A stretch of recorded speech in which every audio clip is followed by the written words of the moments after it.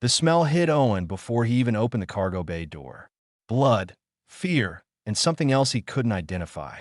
His salvage scanner had picked up life signs in this abandoned section of the station, which was strange because nobody used Base 17 anymore.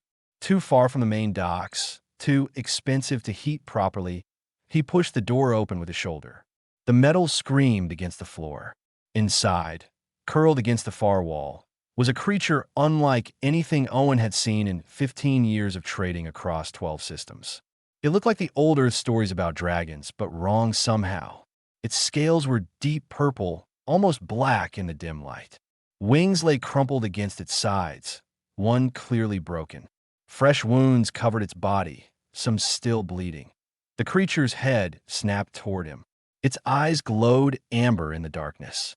A deep rumbling came from its throat, a warning. Owen could see its muscles tense, ready to attack despite the injuries. "Easy there," Owen said, keeping his voice low. He didn't move closer. "I'm not here to hurt you." The creature made that rumbling sound again, louder this time. Its lips pulled back, showing rows of sharp teeth. Owen's communicator buzzed. He answered without taking his eyes off the creature. "Owen, this is station security. We tracked your location. Get out of that bay now. There's a dangerous animal in there. Fighting ring escapee. We're coming to destroy it." "No," Owen said. "What?" "I said no. This is my salvage claim. Base 17 has been abandoned for 3 months. Anything in here is mine by station law." "Are you insane? That thing will kill you." "Maybe, but it's still mine. You touch it, and I'll file a legal complaint that'll tie up your department for months." "You know I will." The security officer swore and cut the connection. Owen knew he had maybe an hour before they came back with paperwork or weapons or both. He looked at the creature again. It was still watching him, but the rumbling had stopped. Its breathing was labored. One of its legs was bent at a wrong angle. "You understand me, don't you?" Owen asked. The creature's eyes narrowed. It didn't respond, but Owen saw something in that look. Intelligence. Awareness. This wasn't just an animal. "I'm going to help you," Owen said. "But first I need to get you out of here. Can you walk?" No response. The creature just stared. Owen pulled out his communicator again and called his ship. "Betty, I need the cargo lift at Base 17. Now." "What did you find?" Betty's voice crackled through. "Something alive. Something hurt. Just bring the lift." 20 minutes later, Owen had somehow convinced the creature to drag itself onto the lift platform. It took food, raw protein packs that Owen kept for emergencies. The creature ate without taking its eyes off him, ready to attack if he moved wrong. Getting it into his ship was harder. The creature barely fit through the cargo hold door. Owen had to remove half his legitimate cargo to make space. There went this month's profit, but he didn't care. He set up a corner of the hold with thermal blankets and more food. Medical supplies sat nearby, though he had no idea how to treat a creature like this. The creature settled into the corner, watching him with those amber eyes. "You're safe now," Owen said. "I know you don't believe me, but you are." Over the next 3 days, Owen tended the creature's wounds as best he could. He talked while he worked, explaining what he was doing. The creature never responded, but it stopped trying to bite him when he got close. Other traders came by his ship. They saw the creature through the cargo hold window and called Owen crazy. Some wanted to buy it. Some wanted to report him. Owen turned them all away. "Why are you keeping that thing?" one trader asked. "It's dangerous. It's probably diseased. Station security is looking for an excuse to confiscate it." "It's not a thing," Owen said. "Look at its eyes. Really look. I see an animal. Then you're not looking hard enough." On the 4th day, Owen brought water in a large container. The creature had been drinking from the small bowls he left, but never when he was watching. This time, he sat down against the wall, not too close, and just waited. The creature watched him for a long time.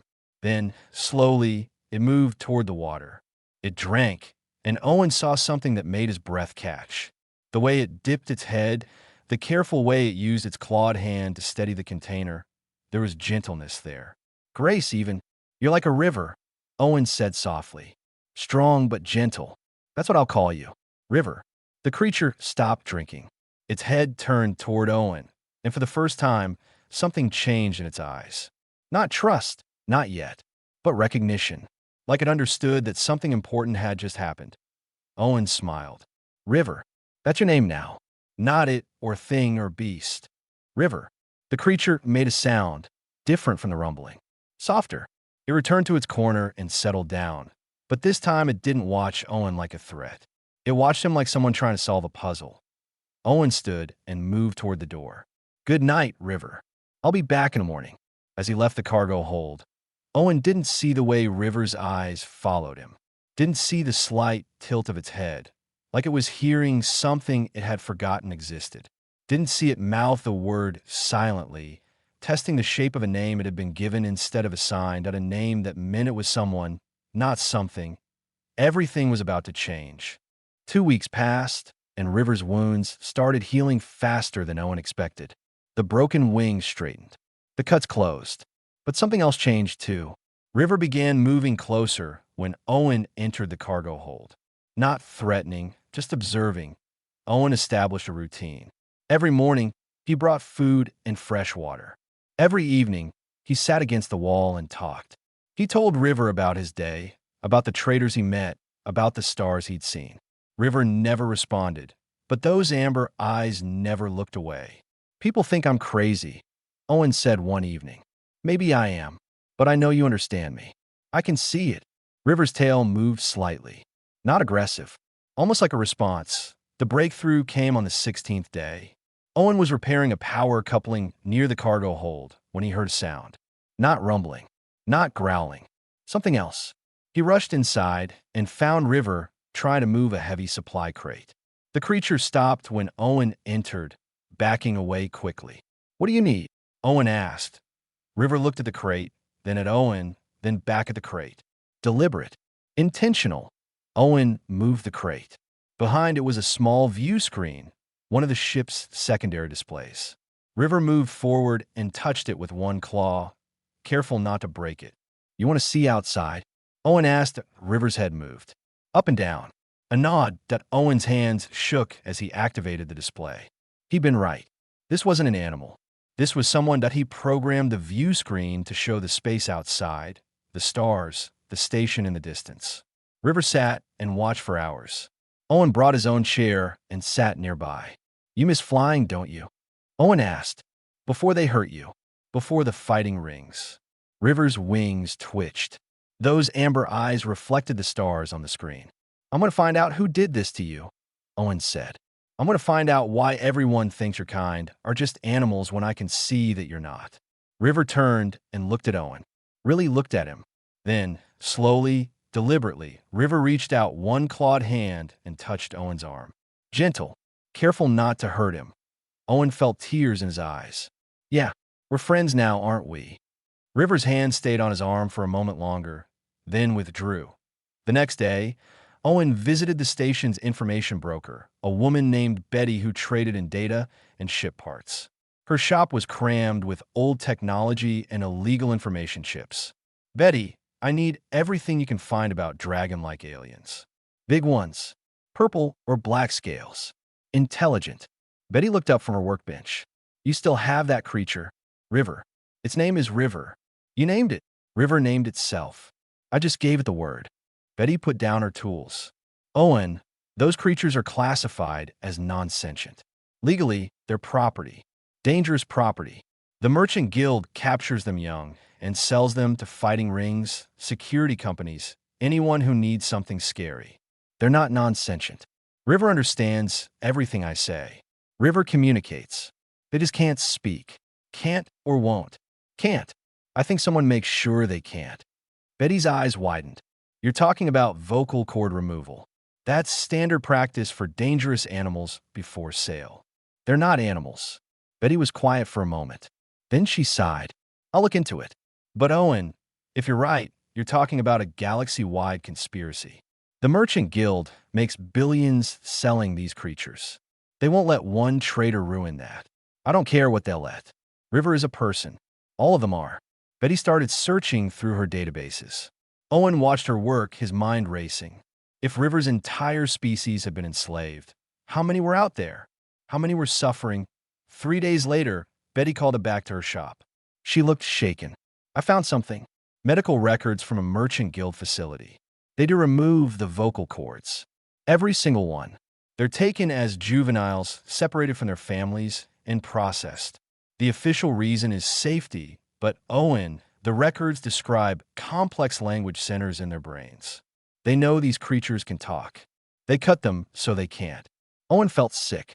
How many? Thousands. Maybe tens of thousands across the galaxy. All registered as non-sentient property. We need to prove it. We need River to communicate somehow. Betty thought for a moment. I might be able to build something. A basic translation device. If River's species has language centers like the scans show, and if River still knows how to use them, we could bypass the vocal cords entirely. Neural interface linked to a speaker. How long? A week, maybe 2. And Owen, I'll need to meet River. I'll need brain scans, cooperation. This won't work if River doesn't trust me. Owen nodded. Come tomorrow. I'll introduce you. Betty showed up the next morning carrying a bag of equipment and looking terrified. Owen led her to the cargo hold. River was watching the view screen, as always. River, Owen said, this is Betty. She's a friend. She wants to help you talk. River turned. Saw Betty. The rumblings started. It's okay, Owen said. She's safe. Look, he walked to Betty and took her hand. River watched, muscles tense. Betty swallowed hard. Hello, River.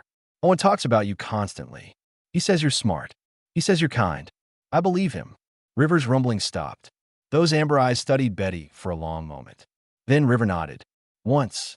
Clear. Betty laughed, nervous and amazed. Okay. Let's get to work. Over the next week, Betty made trips to Owen's ship every day. She ran scans while Owen talked to River, explaining everything. River cooperated, staying still during the tests, allowing the equipment near its head. On the 8th day, Betty brought the device. It was small, meant to rest against River's throat. Neural sensors would pick up language impulses and convert them to sound. This is it, Betty said. If I'm right, River can speak through this. If I'm wrong, nothing happens. Owen looked at River. Ready. River moved forward and lowered its head. Trusting, Betty attached the device. Activated it. The 3 of them waited. River opened its mouth. The device hummed. And then, clear and strong, a voice filled the cargo hold. Thank you. Owen's knees went weak. Betty grabbed his arm to steady herself. Thank you, River said again, the voice deep and rich. Thank you for my name. Thank you for seeing me. Owen couldn't speak. He just nodded, tears streaming down his face. I remember, River continued. I remember being someone before they made me nothing. You gave that back to me. Everything had changed indeed. River talked for 3 hours straight that first day. Words poured out like water breaking through a dam. Owen and Betty listened, sitting on the cargo hold floor while River described memories that had been locked inside for years. My real name cannot be made by human mouths, River explained. It requires frequencies you cannot hear. But River is good. River means movement and life. I accept it. Tell us what happened, Owen said gently. Only if you want to. River's wings folded tight against its body. I was young. We lived on a world with 3 moons and warm waters. My family taught me hunting, flying, speaking. We had stories, history, art. Then the ships came. They took all the young ones. They put us in cages. Betty's hands clenched into fists. The merchant guild? Yes. They separated us. Cut our throats so we could never speak again. Trained us with pain and hunger to fight, to guard, to kill. They sold my siblings to different places. I do not know if they still live.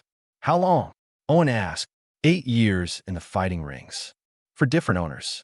They bet money on us while we tore each other apart. I won many fights because I wanted to live. I hated myself for it. Owen moved closer. You survived. That's not something to hate. I killed others of my kind because humans wagered on it. Not humans like us, Betty said firmly. Humans like us are going to stop this. River's amber eyes fixed on her. You are 2 people. The merchant guild is thousands. They have law, money, ships, weapons. What can 2 people do? 3 people, Owen corrected. You're one of us now, and 3 people can start something bigger. Over the following days, River shared everything about its species. They called themselves a Sarenth in their own language. They were not primitive. They had civilization, philosophy, complex family structures. But they had no space travel when a merchant guild found them. No weapons that could fight off ships and soldiers.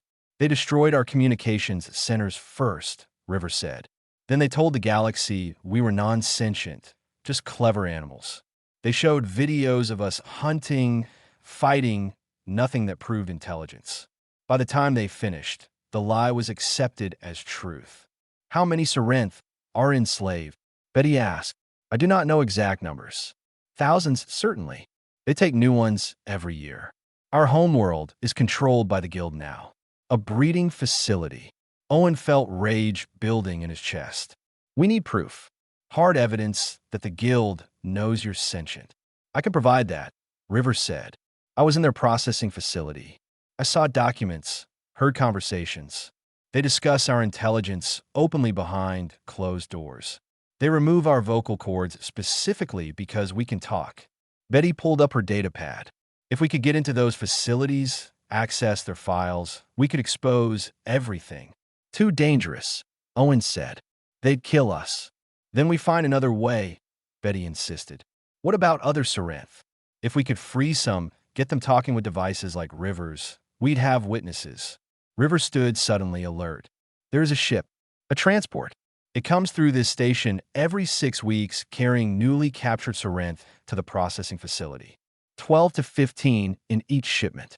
The next arrival is in 4 days. How do you know this? Owen asked. I hear things. Station workers talk near my previous location.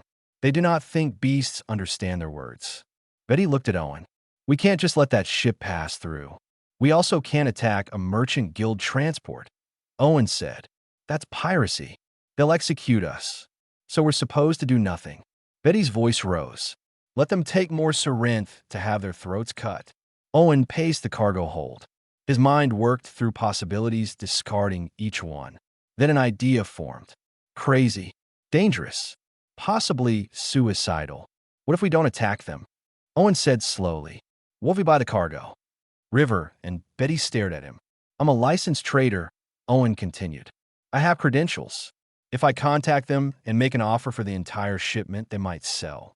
Sarenth are valuable, but so is guaranteed profit without the processing costs. With what money? Betty asked. That cargo would cost hundreds of thousands. I have some savings. We could promise the rest on delivery to their facility. By the time they realize we're not coming, we'll be gone. That's fraud. They'll hunt us. They'll hunt us anyway once we expose them. At least this way we save 12 Sarenth first. River moved closer to Owen. This plan risks your life, your freedom, everything you own. For my people. Why? Owen looked up at River. Because you're a person. Because they're people. Because this is wrong, and I can't pretend I don't know that anymore. River was quiet for a moment. Then it said, I will help. I know their procedures. I can guide you. Betty sighed. I'm in too. But we need more than just a purchase. We need a way to get them off the station without the guild tracking us. They spent the next 4 days planning. Owen contacted the transport ship, claiming he represented a security company looking to buy in bulk. The guild was interested. They negotiated a price that made Owen's stomach hurt, but they agreed to meet at the station. River stayed hidden in Owen's ship. Betty prepared 12 translation devices, working nonstop. Owen gathered supplies and plotted escape routes. The transport docked on schedule. Owen met the guild representative, a cold-eyed man named Harris who treated the sale like any other cargo transaction. 15 units, Harris said. Fresh caught from the homeworld. Young and trainable. You'll need to process them quickly before they get aggressive. Owen nodded, fighting to keep his expression neutral. Units. They called them units. I'll inspect the cargo, Owen said. Harris led him to the transport's hold. 15 Sarenth huddled in electrified cages. They were smaller than River, younger. Their eyes showed the same intelligence River's had, but also terror. Owen activated his communicator, signaling Betty. Cargo is acceptable. Prepare for transfer. What Harris did not know was that Betty was not preparing a transfer. She was hacking the transport's systems, shutting down the electrified cages and opening a direct path to Owen's ship. What Harris did not expect was River emerging from hiding, translation device active, voice roaring through the docking bay. Brothers, sisters, run to freedom. Now, the cages opened. 15 Sarinth burst free. Harris reached for his weapon, but River was faster, knocking him down with one sweep of its tail. The Sarinth ran, following River's voice. Owen sprinted after them. Behind him, alarms blared. Security was coming. The guild was coming. Everything was falling apart, but 15 Sarinth were racing toward freedom, and that meant everything was going exactly right. They made it to Owen's ship with seconds to spare. Betty sealed the doors. Owen fired the engines. River helped the frightened Sarinth into the cargo hold, speaking to them in their own language through the device. As the ship pulled away from the station, security ships in pursuit. Owen looked at Betty. Any ideas for part 2 of this plan? Run fast and don't die. Betty suggested. Good enough for me. Behind them, 15 Sarinth heard their own voices for the first time in years, and everything changed again. Owen's ship was not designed for this. 3 people and 16 Sarinth crammed into spaces meant for cargo, and a 2-person crew. The engines screamed as they pushed beyond safe speeds, but the guild security ships kept pace.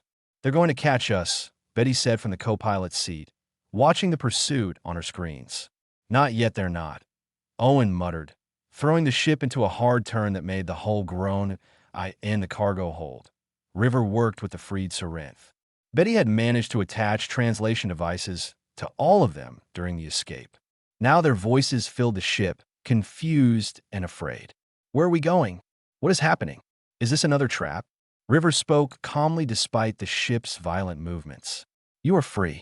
These humans are friends. They gave me back my voice. They fight to help us. A young Sarinth, barely more than a juvenile, pushed forward. Why would humans help us? Humans are the ones who take us. Who hurt us? Not all humans, River said. These humans are different. Owen gave me a name. He made me a person again, not property. One human, another Sarinth said bitterly. One kind human does not undo what thousands have done. Before River could respond, the ship lurched hard to port. Something exploded against the shields. Owen's voice came through the intercom. Everyone hold on to something. This is going to get worse before it gets better. River helped the younger Sarinth brace against the walls. Another hit rocked the ship. The lights flickered.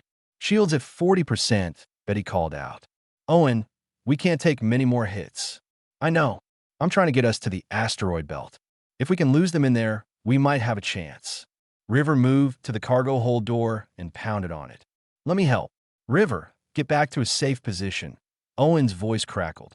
I can fly. I know combat tactics. They trained me for this in the fighting rings. Use me. Owen was quiet for a moment. Then the door opened. Get up here. River squeezed through to the cockpit. Betty stared at the massive Sarinth, barely fitting in the small space. Tell me what you need, River said. They're matching every move I make, Owen said. I need unpredictability. I need to think like a fighter, not a traitor. River studied the pursuit ships on the screen. Cut, thrust, and spin. Let them overshoot. When they pass, hit them from behind. That's insane. We'll be a stationary target. For 3 seconds. Then we won't be. Trust me. Owen looked at River, then at Betty. She shrugged. We're already probably going to die. Might as well die trying something crazy. Owen cut the engines. The ship spun wildly. The guild ships rocketed past, unable to adjust in time. Owen fired the engines again and came up behind them. Weapons targeting their engines. 2 quick shots disabled both pursuit ships. They drifted powerless but intact. It worked, Betty breathed. More coming, River said, pointing at the scanner. 6 ships this time. We cannot fight that many. Then we don't fight, Owen said. We hide. Betty, how long until we reach the belt? 2 minutes. River, get back to the hold. Tell everyone to brace for rough flying. The asteroid belt was a maze of rock and ice, leftovers from a planet that never formed. Owen pushed the ship into the densest part, weaving between asteroids the size of buildings. The guild ships followed, but they were bigger, Less maneuverable .1 guild ship clipped an asteroid and spun out of control. Another had to pull back to avoid collision. The remaining 4 spread out, trying to box Owen in. "We've got a problem," Betty said. "They're not trying to disable us anymore. They're trying to destroy us. They'd rather lose the cargo than let us escape." Owen understood. Living Sarinth who could talk were worth less than the secret of their enslavement. The guild would kill everyone on this ship to protect that secret. "Then we make sure the secret gets out even if we don't survive," Owen said. He pulled up the communications array. "Betty, can you broadcast to every station and ship in range?" "Yes, but the guild will jam it within seconds." "Seconds is all we need. River, get back here. You're about to talk to the galaxy." River returned to the cockpit. Owen activated every broadcast channel he could find. His message would reach hundreds of ships, dozens of stations, maybe more. "This is Owen Foster, independent trader. I'm broadcasting proof that the Merchant Guild has been enslaving a sentient species for decades. The Sarenth can speak, can think, can create. The guild cuts their vocal cords and sells them as animals. I have 16 Sarenth on my ship right now who can testify." River talked to them. River moved in front of the camera. "My name is River. I was taken from my family 8 years ago. The Merchant Guild knew I could speak. They cut my throat so I cannot tell anyone. They did this to thousands of my people. We are not animals. We are not property. We are people, and we have been screaming silently for years." Behind River, the other Sarenth pushed into view. Their voices overlapped, each one telling their story in brief, desperate words. "They took me when I was learning to write. I watched them kill my parents. I had a name before. They made me forget it." Betty worked frantically. "The guild is trying to jam us, but the signal got out. It's spreading. Ships are rebroadcasting it." An explosion rocked the ship. The shields failed completely. Warning lights covered the control panel.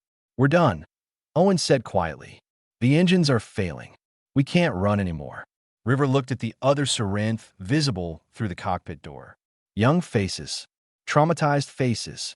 Free faces. "We fought," River said. "We spoke. Even if we die now, the galaxy heard us. That is more than I thought possible when I was bleeding in that cargo bay." Owen smiled sadly. "I'm glad I met you, River. I'm glad I gave you that name. I'm glad you saw me as a person. That is a gift I cannot repay." Another ship appeared on the scanner. Then another. Then dozens. But these were not guild ships. Betty laughed, half hysterical. "They're independent traders. Civilian ships. They heard the broadcast, and they're forming a barrier between us and the guild." The communications channel exploded with voices. "This is Captain Rhodes. The guild wants you. They go through me first. Transport ship Delta joining the line. Nobody enslaves sentient beings on my watch. Independent hauler here. I've got weapons, and I'm not afraid to use them." More ships arrived every minute. Traders, haulers, passenger vessels, even a few military deserters. They formed a wall of ships between Owen and the guild forces. The guild ships hesitated. They were outnumbered now. Outgunned. Exposed one by one, they retreated. Owen slumped in his chair. "We're alive. We're more than alive," Betty said, reading the messages flooding in. "We started something. People are demanding investigations. Stations are refusing guild ships. This is spreading everywhere." River watched the ships surrounding them, protecting them. "One human gave me a name. Now hundreds of humans stand with us. Perhaps your species is not defined by your worst members after all. Neither is any species," Owen said. He opened a channel to the ships around them. "Thank you. All of you. We need to get somewhere safe. Somewhere we can protect the Sarenth while this plays out. I know a place," a voice said over the comm. "Old mining colony. Abandoned, but functional. I'll send coordinates." Owen looked at River. "You ready for the next part?" River spread its wings as far as the cramped cockpit allowed. "I'm ready to live free. We all are." The makeshift fleet set course for the mining colony, and Freedom followed close behind. The mining colony sat on a moon that had been stripped of valuable minerals 30 years ago and forgotten. The facilities were old but intact. Atmospheric processors still worked. Heating systems functioned. It was not beautiful, but it was safe. The 16 Sarenth explored their new home with wonder. They had never been anywhere without cages or chains or shock collars. River walked with them, explaining that this was temporary freedom, that they needed to stay hidden until the galaxy changed. Owen and Betty worked to make the colony livable. They set up sleeping areas, organized food supplies, and established communication systems. Ships arrived daily, bringing more supplies and more support. Some brought other freed Sarinth, rescued from fighting rings or security posts by sympathetic owners who had seen the broadcast. Within 2 weeks, 37 Sarinth lived in the colony. Each one had a story. Each one had been voiceless until now. Betty spent her time manufacturing more translation devices. She taught the Sarinth how to maintain and repair them. She listened to their stories and recorded everything, building a database of evidence against the Guild. Owen managed the logistics and dealt with the outside galaxy. The Merchant Guild was fighting back hard. They claimed the broadcast was fake, that the translation devices were tricks, that the Sarinth were trained animals performing for food rewards. Some believed them. Many did not. River took on a different role. The freed Sarinth were traumatized, angry, lost. They did not know how to be free. River taught them. "We must remember who we were," River said during a gathering in the colony's main hall. "Before they took us, we had culture. We had purpose. We must rebuild that." A Sarinth named Cloud, one of the older rescued ones, spoke up. "How? We were children when they took us. I do not remember my family stories. I do not remember our songs." "Then we create new ones," River said. "We honor what was lost by building what comes next. We are the first free generation in decades. We must decide what that means." Another Sarinth, called Frost by the humans who rescued her, asked quietly, "What if they come for us? What if the Guild finds this place?" "Then we fight," River said simply. "We are not helpless anymore. We have voices. We have allies. We have each other." But River worried. 37 Sarinth against the entire Merchant Guild was not a battle they could win. They needed more than just survival. They needed the galaxy to care. The answer came from an unexpected source. A journalist named Phillips contacted Owen with a proposal. She wanted to visit the colony, interview the Sarinth, broadcast their stories across the major news networks. "It's risky," Owen said during a meeting with River and Betty. "The Guild will know exactly where we are." "They probably already know," Betty pointed out. "We've had dozens of ships coming and going. We're not exactly hidden." River considered carefully. "If we speak to this journalist, we reach more people. More people means more pressure on the Guild. More pressure means more chance for real change. Or it means the Guild attacks us with everything they have," Owen said. "They will attack eventually regardless," River said. "At least this way, we control the narrative first." Owen contacted Phillips and agreed to the interview. She arrived 3 days later with a small crew. The Sarinth were nervous, but River spoke for them. The interview lasted 4 hours. Phillips asked hard questions. River answered honestly. "What do you want?" Phillips asked. "What is the end goal here?" "Freedom for all Sarinth," River said. "Return of our homeworld. Recognition as a sentient species under galactic law. Punishment for those who enslaved us. And an apology.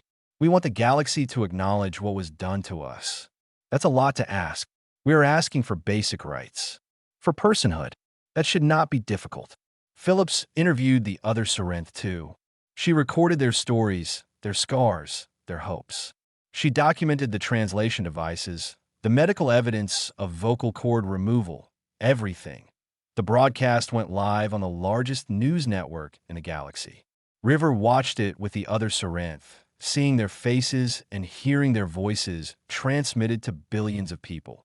The response was immediate and massive. Protests erupted on major stations. Politicians called for investigations. Some corporations cut ties with the Merchant Guild. The Galactic Council announced an emergency session to review the Sarinth status, but the Guild responded too. They released their own broadcasts, showing Sarinth in fighting rings acting aggressive and violent. They presented experts who claimed the translation devices were elaborate hoaxes. They offered rewards for information leading to the arrest of Owen, Betty, and the stolen property. "They're getting desperate," Betty said, reading the news feeds. "That's good. Desperate enemies are dangerous enemies, River said. River was right. 2 days after the broadcast, sensors detected ships approaching the colony. Lots of ships. Guild ships. Owen gathered everyone in the main hall. We have maybe 2 hours before they arrive. We can try to run, split up and hide, or we can stay and face them. If we run, they will hunt us individually, River said. If we stay, we stand together. We're not fighters, Cloud said nervously. Most of us have never been free long enough to learn how to fight for ourselves instead of for entertainment. Then we learn now, River said firmly. The humans taught me something important. Sometimes changing everything starts with refusing to accept how things are. We refuse to be property. We refuse to be silent. We refuse to go back. The Serenth looked at each other. Slowly, one by one, they nodded. Owen sent out emergency broadcasts to their allies. Some responded, promising to come as fast as they could. Others went silent, afraid of guild retaliation. Owen did not blame them. Betty worked on the colony's minimal defenses, old mining lasers repurposed as weapons. It was not much, but it was something. River organized the Serenth. Those who had been forced to fight before shared what they knew. Those who could fly practiced formations. Those too young or too injured were moved to the deepest, most protected parts of the facility. As the guild ships entered orbit, Owen stood with River on the colony's observation deck. "I'm sorry," Owen said. "I brought you here. I made you all targets. You gave me a name," River said. "You gave all of us our voices. Whatever happens next, that was worth it. Even if we lose, we already won. The galaxy knows we exist. The galaxy knows we are people. That cannot be taken back, no matter what the guild does today." The first guild ship began its descent toward the colony. Owen gripped his weapon tighter. River spread its wings, 37 Serenth, and 2 humans stood together, waiting for the battle that would determine everything. Above them, more ships appeared on sensors. Not guild ships. Independent vessels, traders, civilian craft. The people who had heard their story and decided to stand with them. River's voice carried through the translation device, strong and clear. "We are not alone." "No," Owen agreed. "We're really not." The guild ships stopped their descent, hovering as they calculated odds against the growing fleet of defenders. The standoff began, and the whole galaxy watched to see what would happen when property refused to stay silent. The standoff lasted 17 hours. Guild ships circled the colony, while independent vessels formed a protective barrier. Nobody fired. Nobody backed down. The whole galaxy watched through live broadcasts from both sides. Then something unexpected happened. A Serenth ship emerged from faster-than-light travel at the edge of the system. It was crude, clearly built from scavenge parts, but it was real. A Serenth ship. River stared at the scanners in disbelief. "That is impossible. We have no ships. We have no technology for space travel." The ship broadcast a message. The voice spoke in the Serenth language, translated through their devices. "This is Hopebringer. We come from the homeworld. We heard our brothers and sisters speaking to the galaxy. We built this ship in secret for 3 years. We are coming to stand with you." Owen felt chills run down his spine. "How many are on that ship?" 63 Serenth, came the reply. "And we are not alone." More Serenth ships appeared. Smaller ones, barely functional, but flying. Each one carried freed Serenth who had escaped or been rescued. Each one had heard River's voice on the broadcasts and decided to fight. The guild commander sent a transmission to Owen. "This is over. Stand down, or we will destroy you all." Before Owen could respond, River took the communicator. "This is River. I have something to say to the galaxy." The journalist Phillips immediately picked up the transmission and broadcast it everywhere. River spoke directly to the camera Phillips had left running in the colony. "My name is River because a human saw me as a person and gave me identity. For 8 years, I fought in rings for the entertainment of others. I killed my own people because I was property and had no choice. I hated myself. I wanted to die." River paused, looking around at the other Serenth gathering behind the camera. "Then one human refused to see me as property. One human risked everything to give me back my voice. I am one Serenth, but there are thousands like me. The Merchant Guild knew we were sentient. They knew we had families, language, culture. They destroyed all of it for profit. The guild commander's voice cut in. This is illegal propaganda from stolen property. River ignored the interruption. We do not want war. We want acknowledgement. We want our homeworld returned. We want our people freed. We want the galaxy to admit what was done to us was wrong. That is all. But if the only way to be heard is to fight, then we will fight. We will not be silent anymore. The other Sarinth moved into view of the camera, their voices joining River's through their translation devices. They spoke names. The names of Sarinth who had died in fighting rings. The names of families torn apart. The names of children taken. The list went on for hours. Thousands of names. Thousands of lives destroyed. The galaxy listened. By the time River finished, protests were erupting on every major station. Workers walked off guild facilities. Investors pulled funding. Politicians faced angry crowds demanding action. The Galactic Council was forced into emergency session while citizens surrounded their building. The guild ships began to retreat. Not because they were defeated militarily, but because they were defeated politically. The secret was out. The lies were exposed.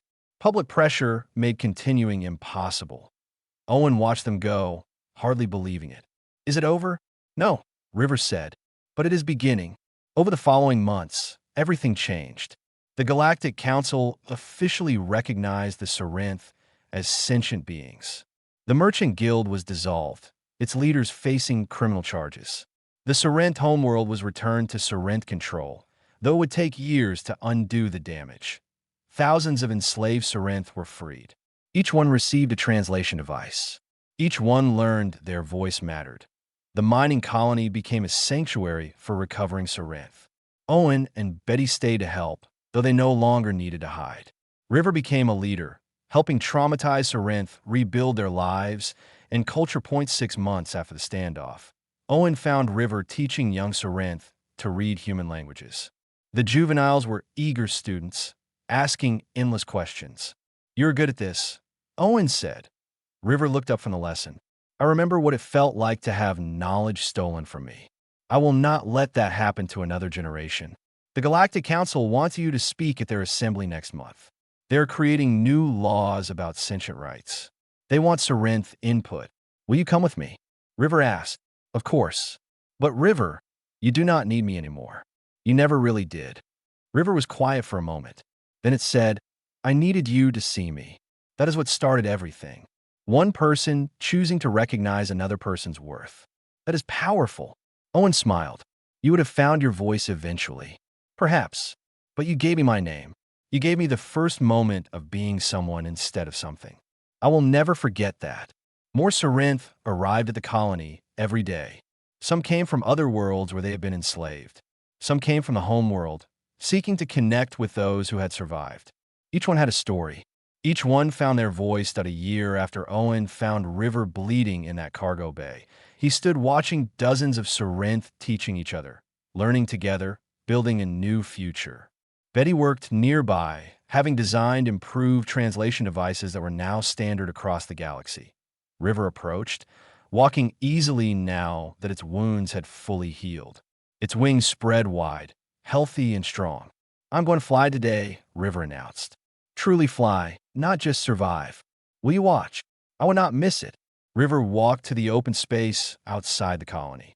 The other Sarinth gathered to watch. River's wings caught the air, powerful strokes lifting it higher. It circled the colony once, twice, then soared toward the sky, free in every possible way. Owen watched with tears in his eyes. Betty stood beside him, smiling. You changed the galaxy, she said. No, Ovendiplaith. I just recognized a person. River changed the galaxy. River flew higher, and other Sarinth joined it, a formation of freed beings dancing in the air. Below them, young Sarinth watched and dreamed of the day they would fly to in the colony classroom. A young Sarinth asked its teacher, how do we become free? The teacher, an older Sarinth who had been freed from a fighting ring, thought carefully. A human gave one of us a name. He saw River as a person when the galaxy saw property. River spoke, and we all found our voices. It started small. It started with one act of recognition. But that was enough to change everything. Just one human, the young one asked. Just one human who chose to care. Then another. Then thousands. Change starts with one person refusing to accept injustice. Remember that. Owen stood watching River fly, this creature that had been dying in darkness a year ago, now soaring free under an open sky.